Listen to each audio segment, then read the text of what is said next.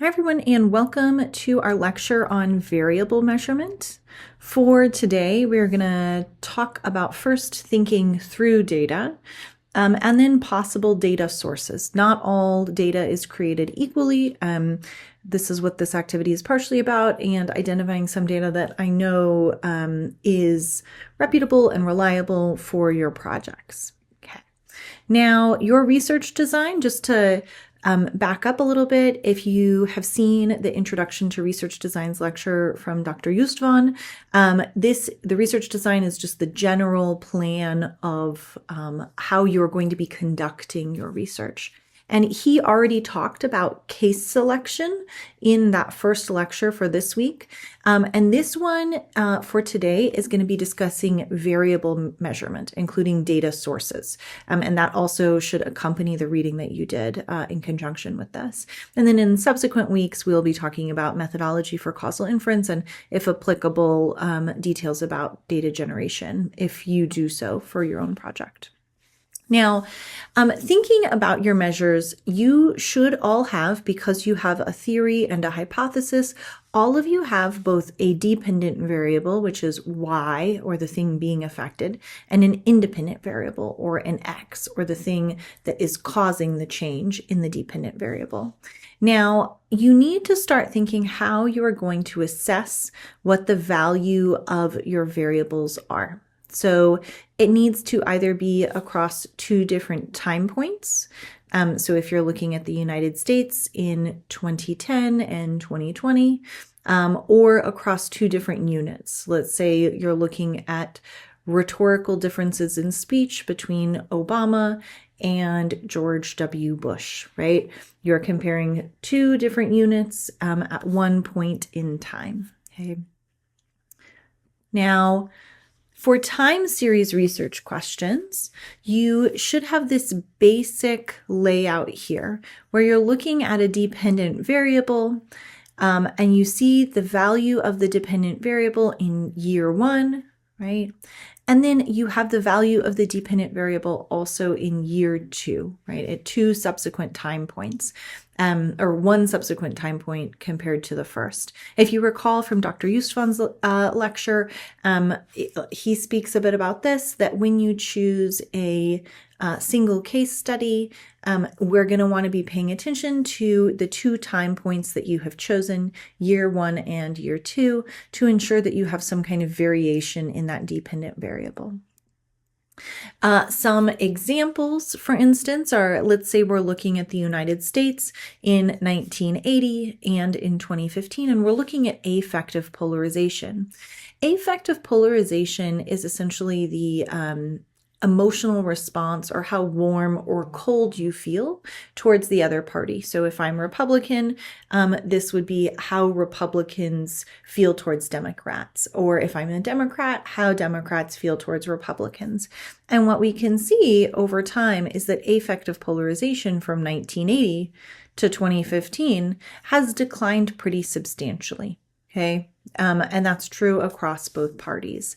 And so we can say in 1980, the average affective polarization was 45 compared to 2015, when average affective polarization was 25. So it's declined over that time point. So this is a time series research question with a single case study in mind. Okay.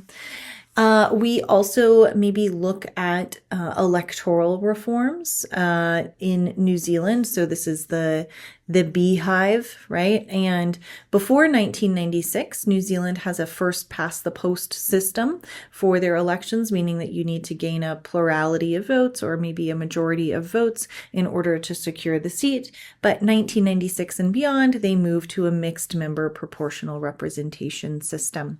And so here we're looking at two different points in time. One is before 1996, and then the second is 1996 and beyond. And we're looking at changes in their electoral systems, maybe what drove that. In any case, this is again a single case study, as Dr. Justvan mentioned, at 2 points in time, in before 1996 and after 1996. There's also a more recent example from the United States. If we're thinking about the implementation, some of you might have questions about what effect a policy has on an outcome, right? And so here we would maybe look to what effect does Medicaid have on a specific outcome of some kind.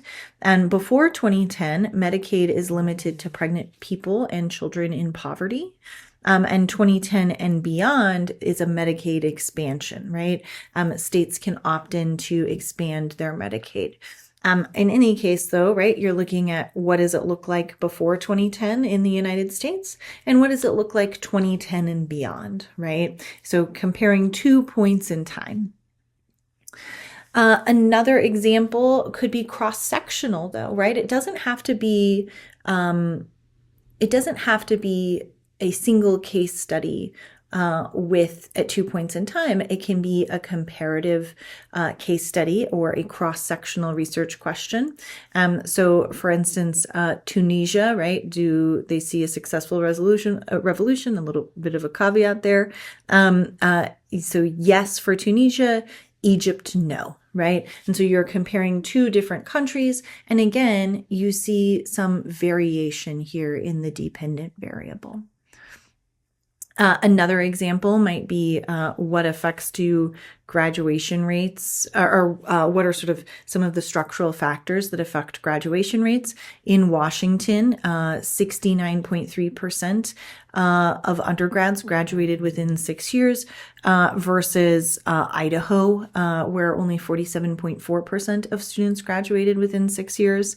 So that's and you might be comparing the structural reasons. Maybe it's the level of high school education going into college or average SAT scores. Could be a variety of things, but in any case, you're comparing two different states at one point in time on the dependent variable graduation rates. Okay, now the question becomes, how do we know these values, right? How do we know the dependent variable? So where can you find data? In some cases, this is going to be easy, right? In some cases, this is going to be easy. You can type it in to Google and it'll be like, oh, here's the publicly available data set. In other cases, it might be a little hard, okay? It might be a little hard. And really, you might even find 2 or 3 metrics that provide good measures for one of your variables. But just remember that you only need one data source for your independent variable and one data source for your dependent variable for this class. Okay.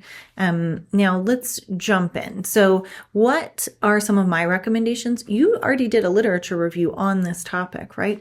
What type of data are other scholars using to measure your variables? So if they're doing democracy, are they looking at Freedom House? Are they looking at polity? And you can use other scholars' measures and approaches to variable measurement. Please don't come up with your own if someone already has made it out there, right? Please don't reinvent the wheel. You can use what other scholars have said. Okay. Now, this is sort of our general idea and standards about how you know when your data is good data. And we call it the CRAP test, right?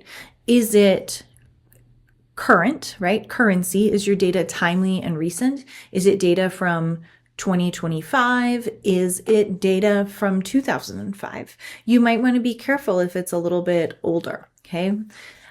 Is it relevant to your project? Is it relevant to your project? If you are looking at educational outcomes and for high school students and you instead get me college graduation rates, that's not that relevant, right? We were looking at high school, right? And college graduation rates are not that, okay? The third one is authority. Okay, so what are the credentials of the data source? You need to be aware that there are lots of places out there that might have biases in the measurement of their data. So for instance, a few years ago, there was a student doing a project that was related to a contemporary conflict. And one of the data sources they had pulled was a nonprofit. It was from a nonprofit that was very clearly on one side of the conflict. The nonprofit was located in one of the countries. They had a pretty significant advocative stance for it. And they were like, yeah, this is good. they're biased, right? Like that nonprofit has an agenda. They have a viewpoint that bleeds into their data, and you need to be aware of that, right? Like, where does this data come from? Okay. Accuracy. How reliable is the source? Do you have reason to suspect bias? So just as I mentioned, it can be biased, right? But how reliable is the source, especially? Are you getting it from an academic source? Are you getting it from somewhere like Statistia or USA Facts? I would not rely on those because those are data scrapers. Those are data scrapers, and they've gotten the data from somewhere else, okay? And then finally, purpose. Why was the data made available online? Was it made to influence policy? Was it made instead for research purposes? And you really want to get data that's primarily intended for research purposes.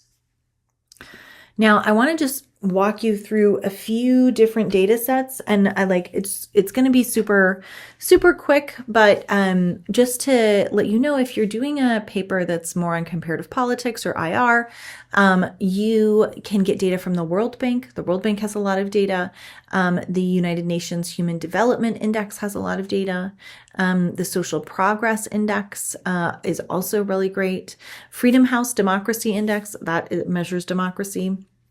The Human Rights Tracker, that one is really fantastic if you're interested in human rights policy in some capacity. And then the International Institute for Democracy and Electoral Assistance is also good if you are looking for a comparative or IR data set, specifically with country level characteristics.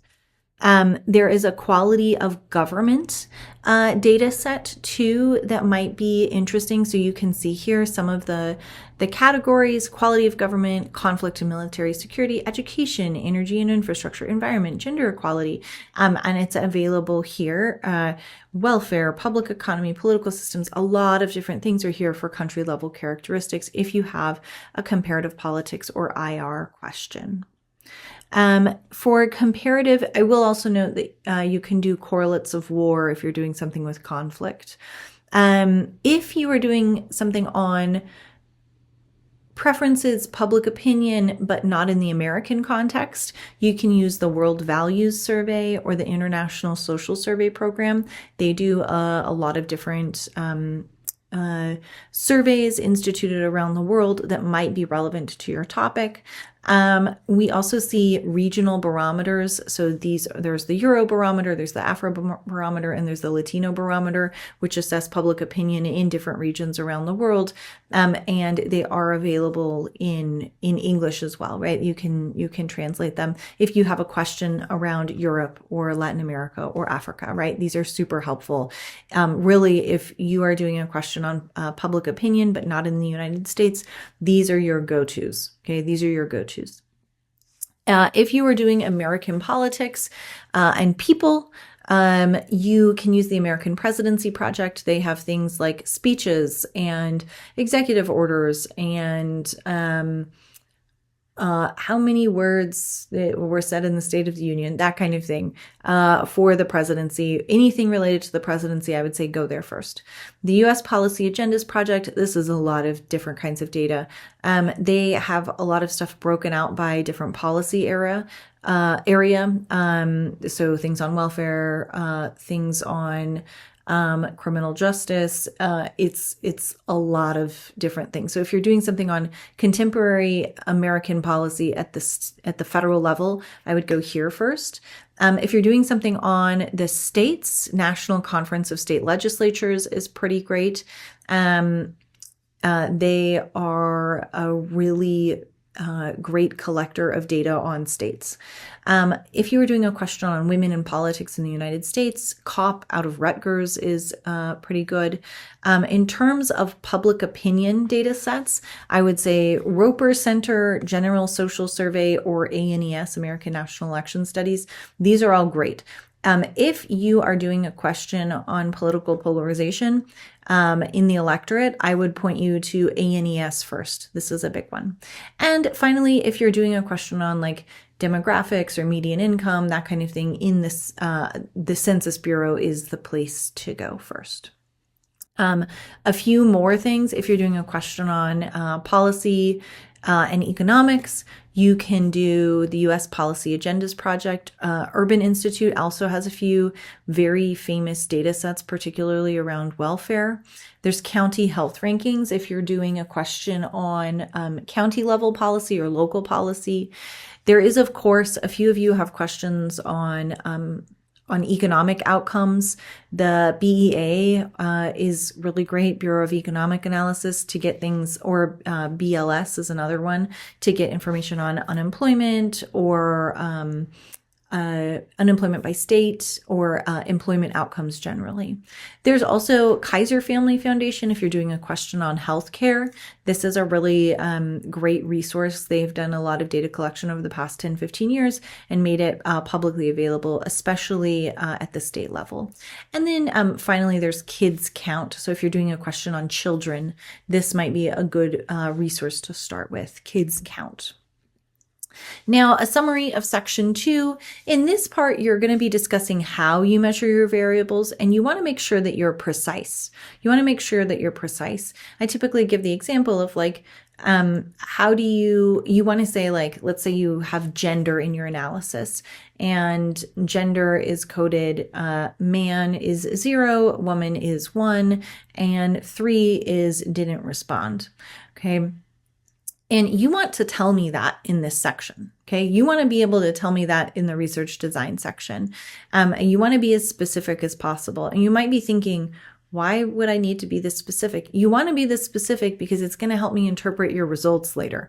If you tell me instead, you get it backwards and you're like, gender is measured 1, 2, 3, right? And you're like, well, I guess women is 1, man is 2, and don't know is 3. You got one of them right, but now you've completely flipped the interpretation of your results because 1 and 2 are switched. So you have to tell me what the different values mean, okay? And really, what data source you're using, like, did you get it from the census? Did you get it? Tell me exactly where you got it from, okay? Because the idea is you're almost leaving a trail of breadcrumbs to where someone who comes after you, who maybe wants to replicate your data, can do so based off of the very thorough description that you've given about your data. Okay.